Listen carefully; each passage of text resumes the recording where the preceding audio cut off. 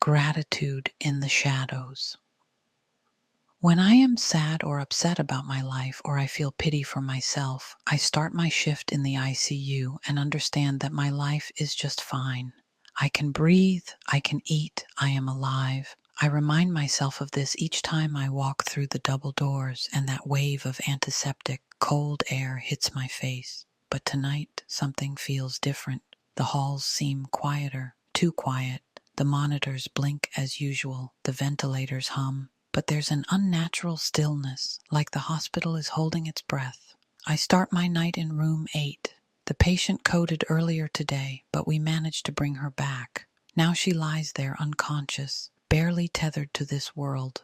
As I check her vitals, her eyes flutter open, just for a second, and she whispers, lips barely moving, "You don't belong here."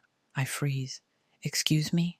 I lean in, thinking maybe it was the meds, but her eyes are closed again, silent, motionless, shaken. I leave the room. I remind myself, ICU patients say all kinds of strange things. Hypoxia, sedation, the usual suspects, but that voice echoes in my head. As the night deepens, the fluorescent lights begin to flicker. One of the screens glitches. Room 10's ECG, a flat line for 2 seconds, then it returns to normal. I rush in to check. The patient is fine, sleeping, but a shadow stands behind the curtain. I pull it back, nothing there. My chest tightens. The air feels heavy now. At 3:33 a.m., all the ventilators alarm at once. Every single screen reads BP 66660 ECG. Impossible. I blink and it's gone. Back to normal. I hear whispering, not from the patients, from above.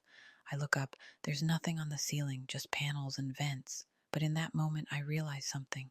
I'm not alone here, not in the spiritual sense. Something watches, something that feeds on sorrow, despair, self-pity.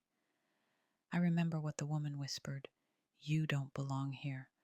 Not because I'm intruding on the dead, but because the living who linger in despair are easy prey. I take a deep breath, and I say it aloud to the shadows in the ICU.